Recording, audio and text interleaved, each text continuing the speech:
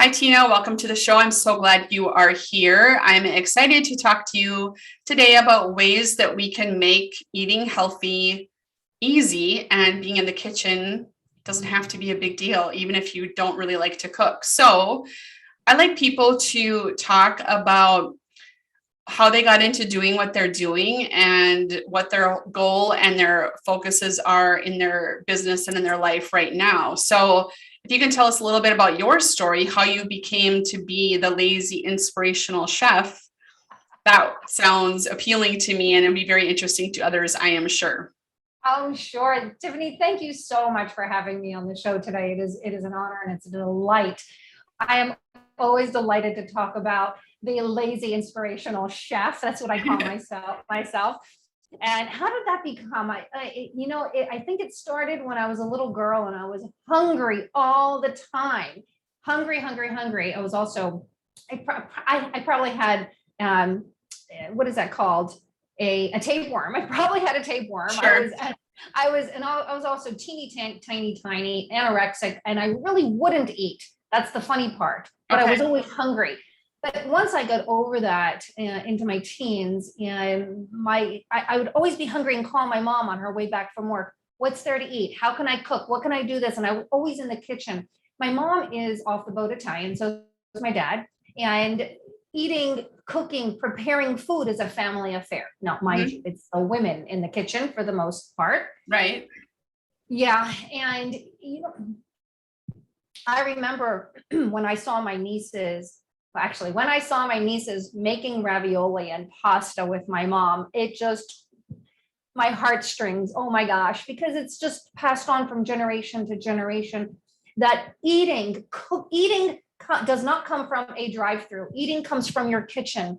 Eating comes from the love that you put into your food shopping and into your preparing of the foods so that you can feed your family so that they can grow and be joyous. So that's where it started, Tiffany, that I think it was indoctrinated into cooking from a young age. And again, my mom would call me on the way back from work and say, okay, you do this, you do that, so you can get the food in the oven and we can have dinner when she got home, because of course I was hungry and I needed to eat. So that's kind of the short of the long of my journey into loving to cook. Sure. Yeah, and then it kind of morphed as I got older, and I've always had like weight loss classes for my corporations, and what I would incorporate one of my classes, it would be a cooking class. And what I found, Tiffany, when I did these cooking classes in the corporations with my clients is that they would take so many leaps forward after they were kinesthetic, put the aprons on, came into the front of the class and started doing things with me and realized how simple it is to eat healthy. How simple it is to eat healthy. And, this is what it's like to chop garlic. This is what it's like to do this or whatever it is. We made salads in a jar many times. They love salads in a jar. And then, so people started asking me to do just cooking classes. And now with the pandemic, I do them all from my house. I do them all virtual right from my kitchen. That's perfect. I'm not in my kitchen now. But yeah, so it just kind of worked from there. And I have such a passion to teach. I've always had a passion to teach. And I want people, it's not just me cooking in front of you. I'm teaching you how to hold a knife. I'm teaching you knife skills, how to chop things. I'm teaching you why you should be using this spice and not that spice, and why you should use this sweetener and not that sweetener, what it's doing to your brain, what it's doing to your health. And yeah, somebody just texted me or emailed me the other day, Tina, I have a client that wants to just educate throughout the cooking class. And I said, yep, I'm your girl. That's what I do. That's what I do. I want to educate people. I want them to know, that book, Eat This and Not That. Yeah. Many people know that book. Yep. And I don't want to know eat this and not eat that. I want to know why you want me to eat this. And that's since a little girl, always been like, my question's always been, why? And now I want to give people the answers. I want to teach them so that they can live a life that's healthy, vibrant, and free. So is your drive to understand the why, was that born out of your own health issues? A lot of us in this space have had our own health issues and want to know the why about everything so we can help others. I think I was born with the question why on the front of my brain, number Okay. one. And yeah, I've always wanted to know the why of everything. Yep. One of my sayings was to my older sisters, can you make me understand? Because I don't get it. Mm-hmm. And yes, I have had health issues to overcome. Mm-hmm. When I was in my mid 30s, I was diagnosed with Lyme disease and a thyroid issue that was perpetuated from the chronic Lyme. Right. Once and I'm the kind of person, I'm going to dive deep and I'm going to learn everything that there is to learn about Lyme disease. I was already on a personal trainer for many, many years, and I was already on the journey of being a weight loss coach and doing that, but now the Lyme. And so I dove really, really deep to figure out how I can get rid of the Lyme from my body in a natural way. I tried the antibiotic route. I tried all of the supplement route. I tried homeopath route, acupuncture, chiropractic, all of it. And Eastern or the nutrition is the way to go. Mm-hmm. Nutrition, the right supplements, and of course, exercise, and all of the foundation of a healthy lifestyle is really where it is, and cleaning out the toxic waste, the parasites, the bacteria, all of that. But when I found out what all of those symptoms were, and one of them, Tiffany, I don't know if you've ever experienced this because I know you've had thyroid cancer, is dizziness and this feeling of flying. I'm like, holy cow, my sisters always thought that I was a space cadet. And I didn't think I was very bright. Mm-hmm. And I looked back into my teenage years and I realized I had Lyme disease for most of my life. Wow. I've had Lyme disease. It was chronic. And my immune system, of course, just pushed it down and hid it until I was in my 30s. And I just couldn't, I probably got bit again. As a matter of fact, I remember getting bit in the wintertime right here with a bullseye. Wow. Anyhow, I don't want to make this about Lyme disease because it's not my story any longer. It's more my journey. And right. I'm very grateful for my journey because now I know how to help other people based on my research and my personal experience. So it came from that whole Lyme disease affecting my thyroid, affecting my digestive system, all of that. And I can honestly tell you, Tiffany, I am healthy. I am vibrant and I am free from all of those diets that are out there. I'm free from dis-ease.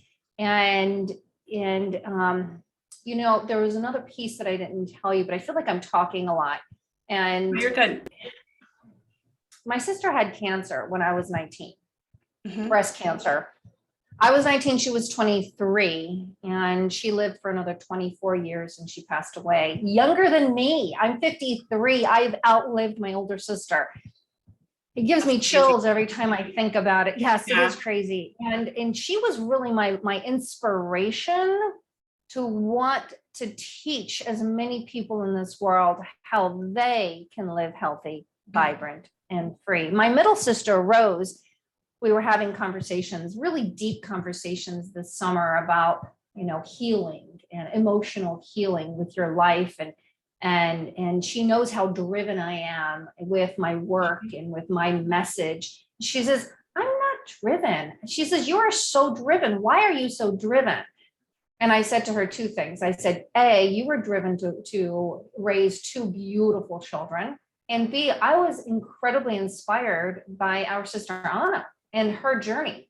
You don't need to suffer like she suffered. There are ways that you can live your life that's fun and simple and just things that you can do to have a healthy it And anyhow, that is my inspiration. I forgot to mention that. I don't know why I got off into Lyme, but yeah, well, it was kind of your catalyst to get you into the path of what you're doing now. Both of those things, both your sister's story and your own story, two stories that are very different, but the same result, where you looked at nutrition differently and, used your background with cooking and the importance of preparing foods as families and that kind of thing to help yourself feel better, obviously. So what would you say the like 2 or 3, or maybe there's 10 things, I don't know, what are some top things that you find with the way that you cook that are the most healing or restorative or healthy, however you want to describe it, I guess, that helps people just, if they're not really that versed in the kitchen or they're not comfortable in the kitchen, what are a few things you could give as tips to really help people start that process and just be healthier for it? Yeah, one day at a time, right? One small change at a time, right? Yep. Number one, keep it simple. Mm-hmm. The less ingredients, the best. Yep. If a third grader can't read it and understand it and pronounce it, I've been challenged on those. Should you eat it? Right. Eat foods as close to the way that Mother Nature provided them for us, the better off you are. Okay, and here, this leads me into my philosophy on eating, and then I'll answer more of those questions, okay? And this philosophy of mine encompasses everyone in this world, whether you're vegan, vegetarian, pescatarian, omnivore, herbivore, meatitarian, you name it. It encompasses everybody. And eat foods that walk, fly, swim, or grow. Mostly grow. Yep. Focus on the grow. Because the focus on the grow, because the grow is full of what? Your vitamins, your minerals, your phytonutrients, your fiber, your antioxidants. There's so much in all that grows. And eat foods close to the way that Mother Nature provided them. It all encompasses all of that. Eat 10 to 12 cups of vegetables a day. Center your meals not around the meat. It's what we tend to do. That's why the way we were brought up. Focus your meals around the vegetables. Around the vegetables. The vegetable is the highlight of the day, not the turkey, right? Not the steak, not the chicken. It's that beautiful salad, those beautiful roasted vegetables, all things that came from nature, or steamed vegetables, whatever it is that you're making.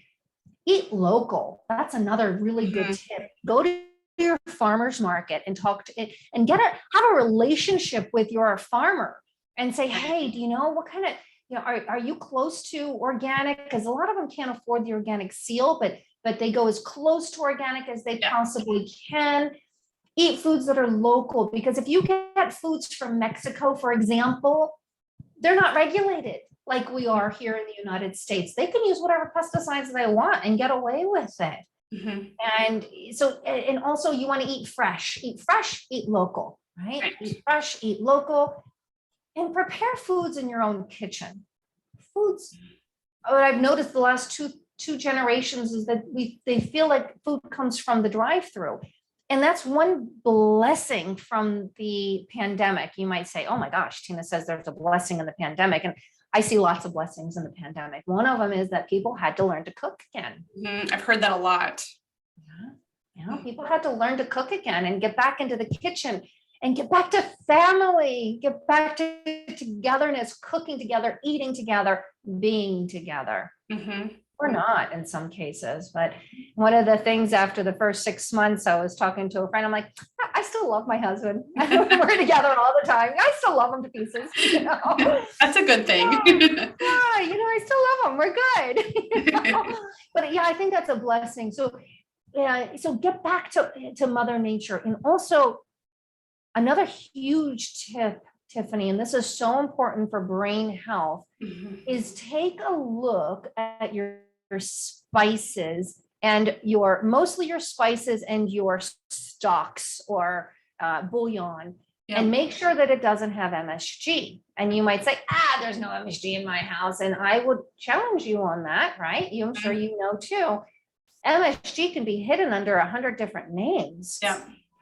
And what that MSG does, it's an excitotoxin. It passes that blood-brain barrier that's supposed to protect us from toxins, but it passes it and it goes to the brain cells. I had Lyme, affected my brain, goes to the brain cells that are most susceptible and excites them so much that they die. I've killed off enough brain cells in my life. I don't need to kill off any more. Right. If I go to a restaurant and I end up eating something that might have a little MSG and I don't realize it as I'm eating it, I cannot, it's hard for me to make sentences.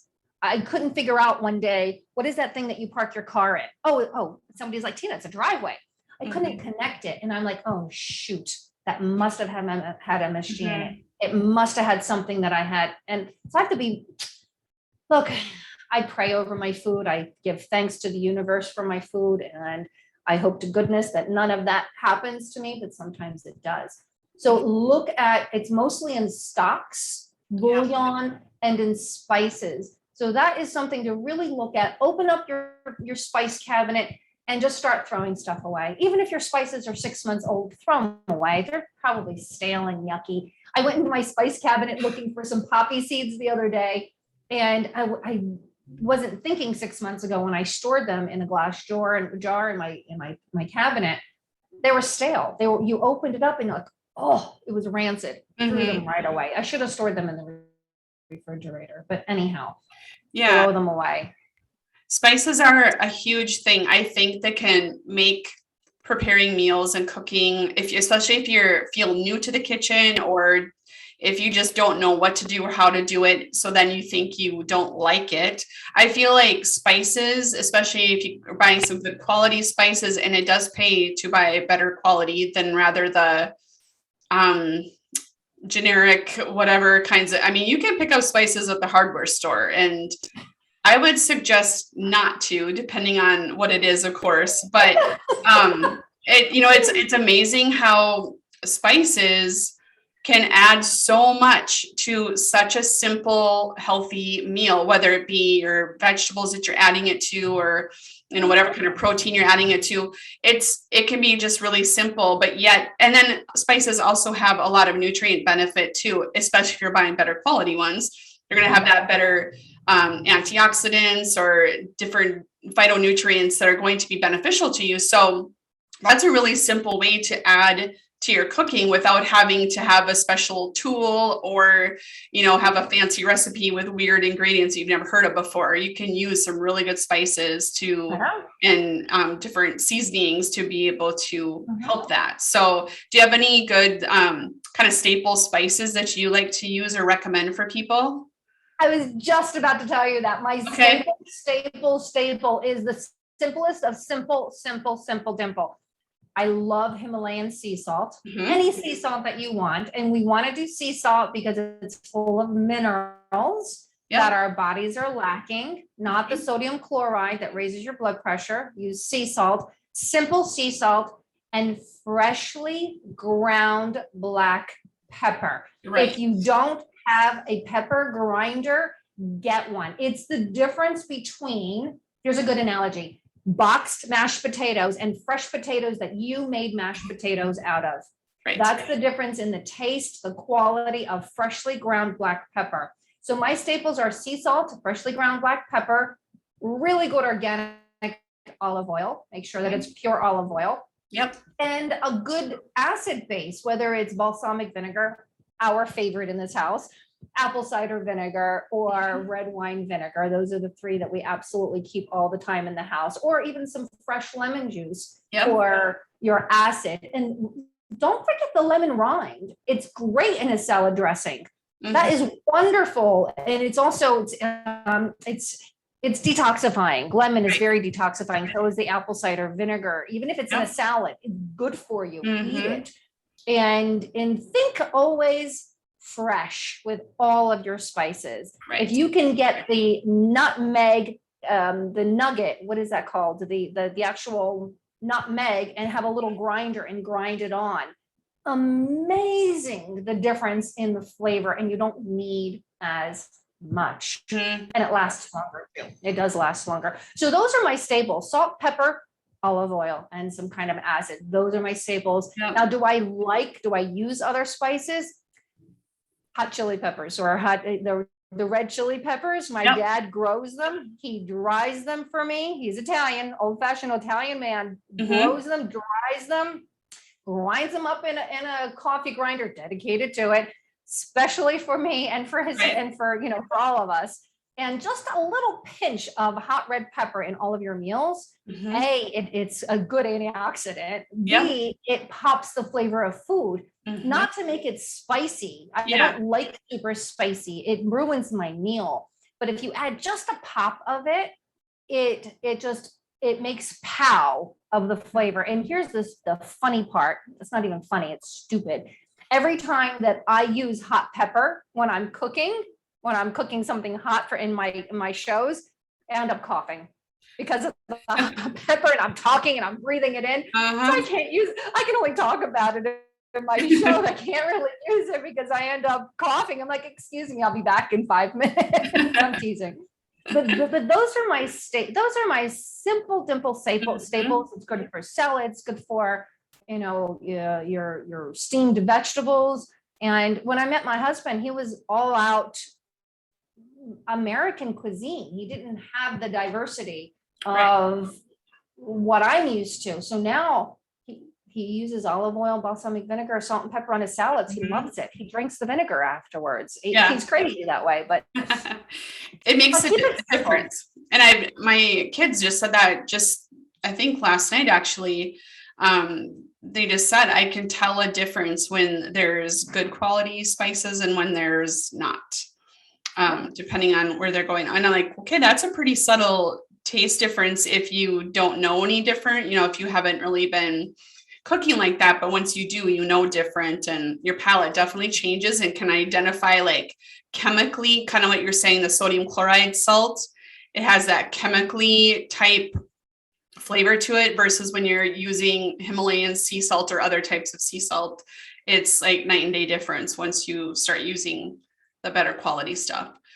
Absolutely. That is just really helpful just for getting some really basic flavorful tips, because I think a lot of times, especially with vegetables, people overcook vegetables so that they're that icky, mushy texture when they're trying to steam, or they microwave them to death, or they're not cooked enough, or whatever. I mean, I just think vegetables can be tricky. Roasting is super easy, and adding these flavors onto them that are really simple, basic flavors makes them pop, makes you want to eat them more. You're getting so many more nutrients just for doing that. And the biggest thing you have to do with vegetables is you have to wash them and you have to cut them. You know, that's your preparation. If you dump them in a bowl with olive oil and some of these seasoning and throw them in the, you know, roast them or pan fry, you know, whatever you're doing with them, it's not a hard meal. And that's a thing I try to, when I work with people and help develop meal plans for them, is try to make things, especially the people I work with, they're tired. Thyroid fatigue is a real deal. It's really, really debilitating. And so if they can make healthy meals that are super easy like that, that's just a win-win. But I think people don't think it's possible. They just think it has to be really complicated. It's not. I agree with you, Tiffany. And having suffered Lyme and the fatigue, it's terrible. I mean, I would have to take naps on the way home from work. Yes. Pull over to the side of the road, take a nap before I can get home, because I wouldn't let anything stop me. So I continued with my life, but you know, I made concessions. I would go out into my car and take naps in between clients. It was just the way I did. Yeah. But did things. But even if you are fatigued and tired, cooking does not have to be difficult. Right. A typical meal for us does not take me a very long time to cook if I have my Instant Pot or the crock pot. I'm talking maybe 15 minutes of planning and maybe 15 minutes of cooking. Because can I just go through a regular dinner with you real quick? Yeah. Is that okay? Sure. All right. So on Sunday, I'll take out of the freezer my fish, my chicken, my beef. I'm a meat eater. I love meat and I think it's great, but just don't eat small portions. Eat the palm of your hand. Eat a little bit, not a ton. And so I'll defrost those. I would have purchased fresh vegetables. And if I didn't, then I'll have frozen vegetables that I'll take out the day of. Monday, the fish is defrosted. So when I'm done working for the day, I work from home. But I'm still incredibly focused all day long.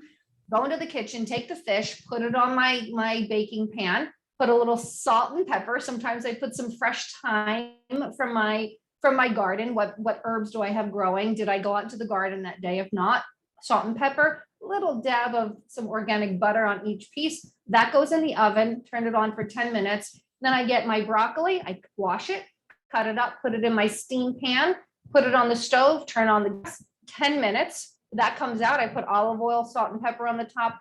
Sometimes I throw pumpkin seeds in there or sunflower seeds just to make it a little more crunchy. And that's it. That is dinner. And I'll have a salad on top of that.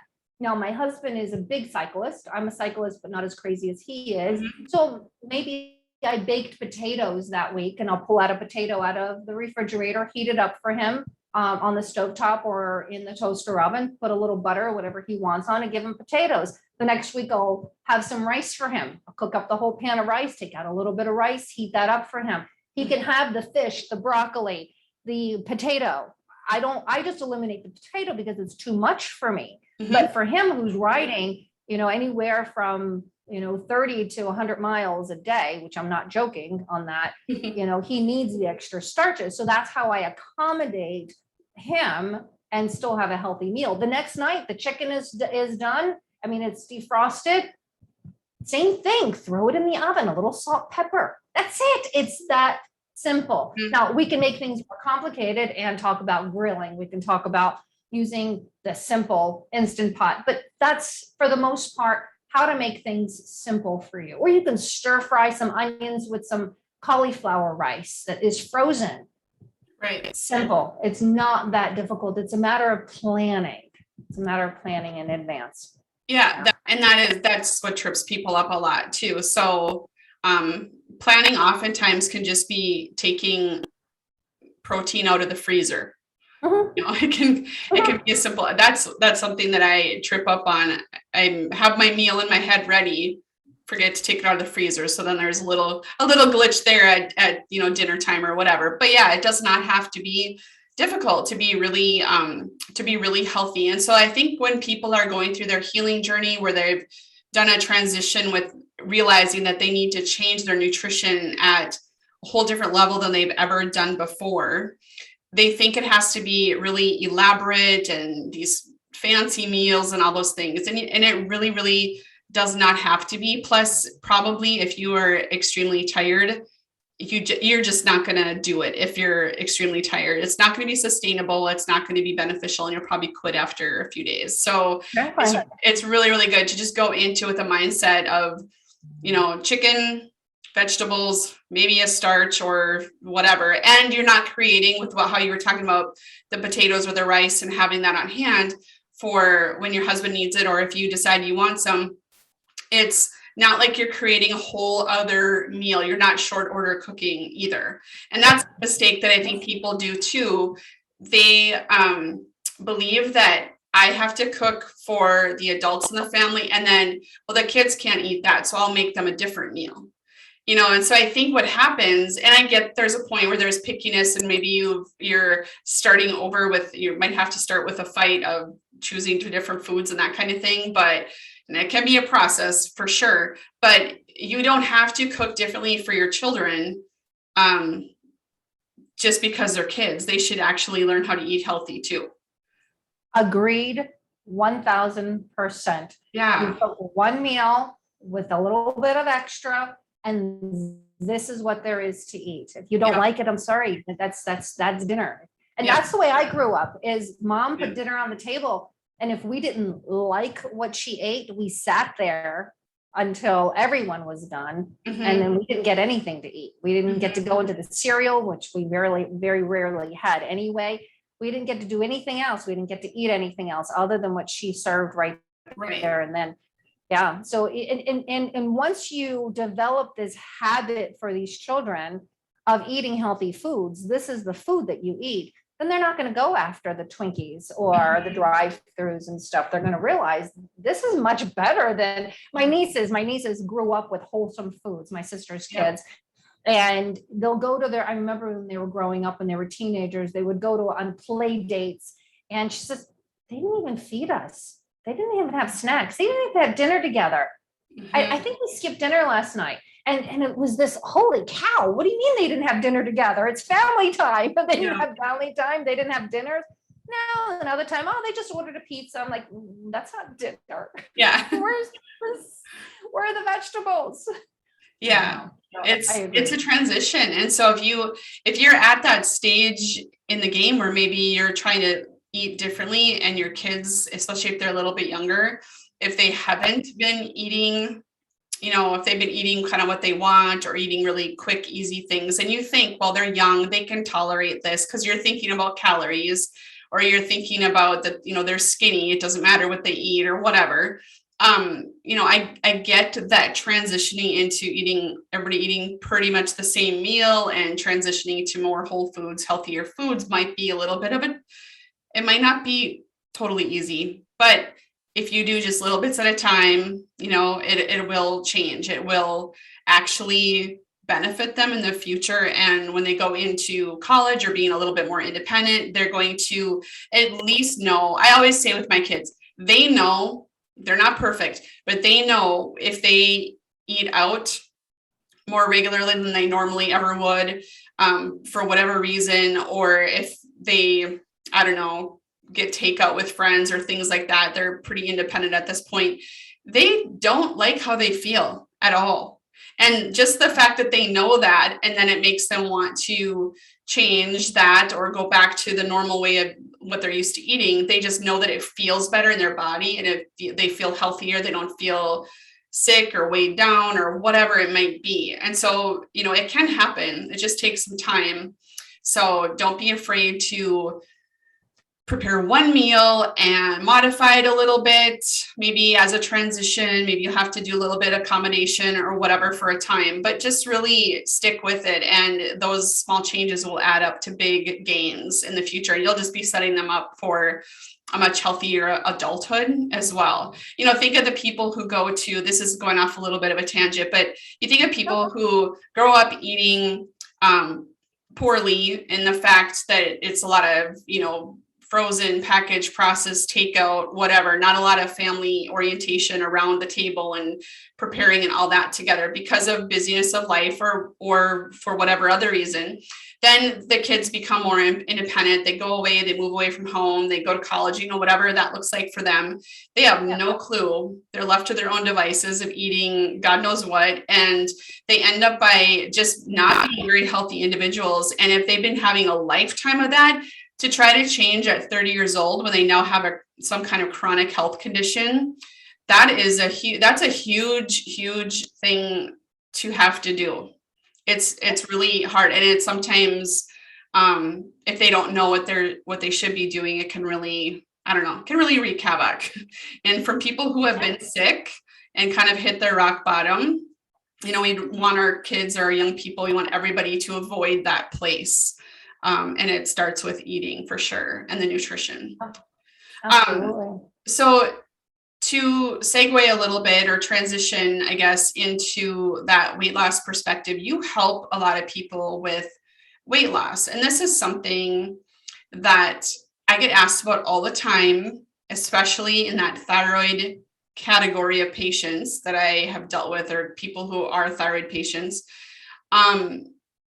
Weight and weight gain or inability to lose weight is a huge topic. And what I do and work with people is, really help them heal and transform sort of their deficiencies and really get a good healthy base, managing stress, managing their blood sugars, and getting sort of a stable ground for them to go on. They have to work with their physician, of course, to deal with medications and things like that, which also can help that process. But then once the body is sort of healed, and this, I'm shortcutting it, just getting to the story here, but once you're healed, then your body can chill out and sort of be able to release any excess weight.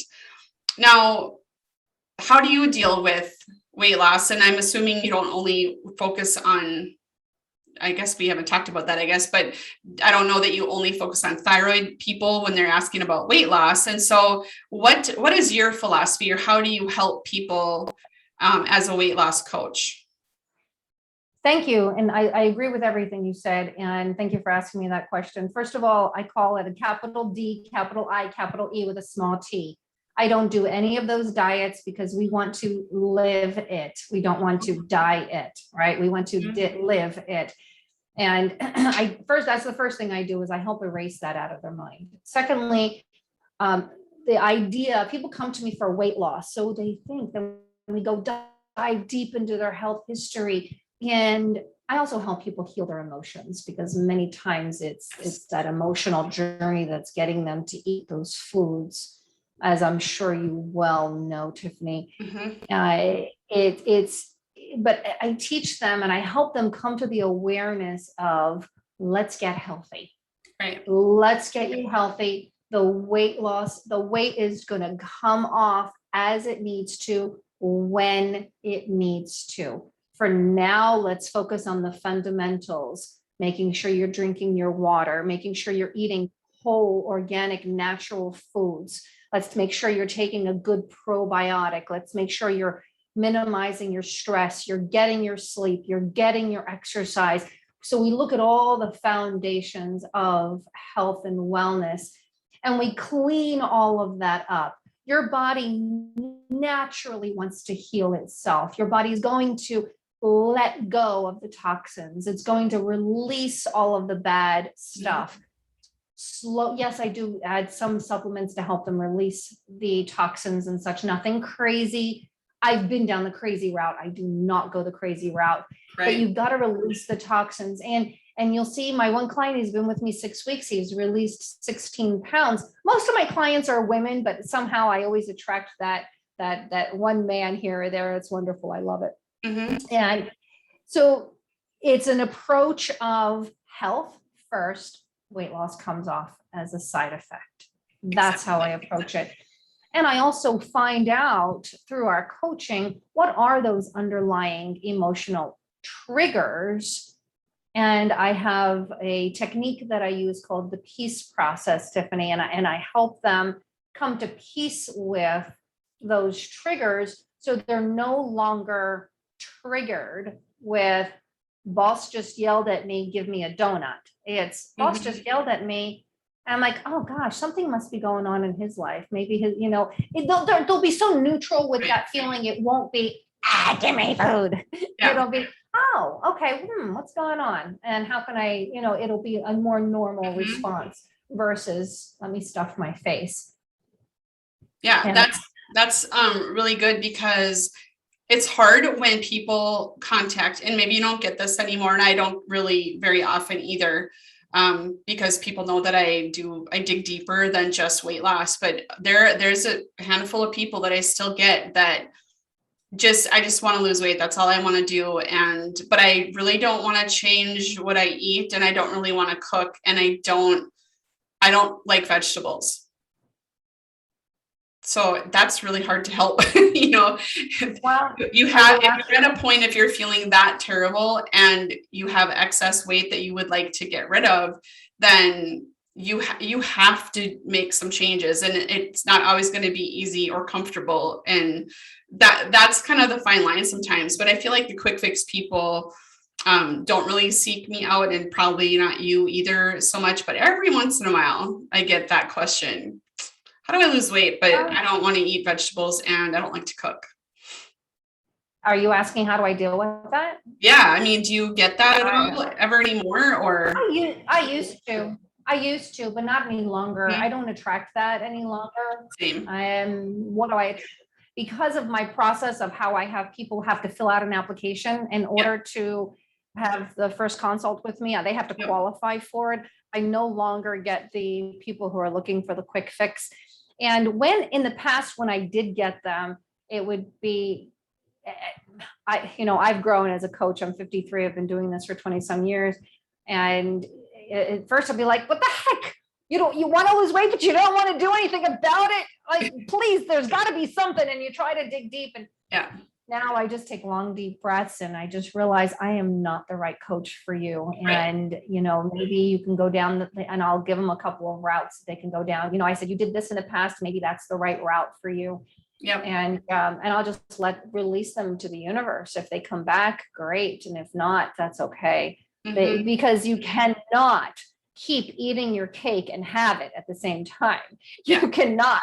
You've got to make some changes. You can't have. There's some things that you need to come to grips with, and how much change do you really want, and what are you willing to do to get there? So I get the higher quality people now because of the process of, and also just what I attract. That's what I'm attracting now. I am not desperate for clients.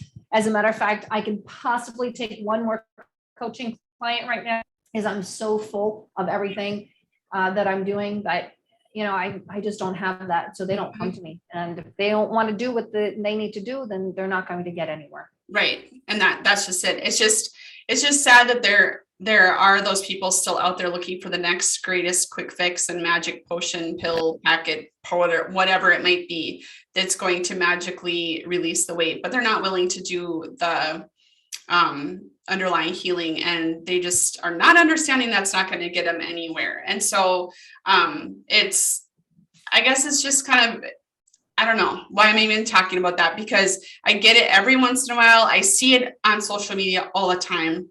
There's always the latest, greatest and stuff. And I just hope that people who are listening to this, they're probably already in the mindset that it's something much better, something much bigger than just a quick fix. And so, spread the word, tell people that if they really want to make changes, that they need to work with, people like you and I, to really get to the basics of why they're feeling the why. Like, ask a question, why do you feel this way? And, what is that quick fix going to do for you? And you need to look elsewhere. You need to look at real whole foods. You need to look at getting to the bottom of why you're feeling the way you're feeling. And that's the only way out. It's really the only way out, among other things. So, is there anything else you want to touch on with regard to the weight loss and how you work with people? I understand you have a guide for people that can go to your website and download as well. Oh yeah, I call it the Joyful Gut Reboot Guide, and it talks about all of the fundamentals that we'd already mentioned. Simple things that you can do for your life to help you. It's tinamcdermott.com/JG for Joyful Gut. That's just the Joyful Gut Reboot Guide I wrote just for you, or just for your listeners. Yeah. Awesome. Yeah, I will have that in the show notes so people can access that and get to it. Thank you. Get to your website, look around, check things out. I love it. So you said you did cooking videos and such. Where do people find those? How do they access those? Oh, thank you for asking. It's I have a YouTube channel. It's Tina's Joyful Kitchen. So just go on YouTube and it's Tina's Joyful Kitchen. Awesome. Yeah. And that's where you'll find me cooking. You'll also find me on a local cable television channel called MMC TV, but it's all good. All of those will be on my YouTube channel as well. Okay, awesome. That will be a really good resource, like just to keep it simple, especially when you're starting out or afraid of the kitchen or intimidated by it. So we'll make sure to put that in the show notes too, so people can access that. But all right, well, I really appreciate you being on here, Tina. It's really informative and good back to basics type of information to get people, feeling better as quickly as possible. So I love that. Absolutely. Thank you for being here. Thank you for having me, Tiffany. And thank you for all the work that you're doing in this world to help people just live a life that's healthy, vibrant, and free as well. Thank you. You're welcome. Thank you so much. Namaste. Namaste. Bye.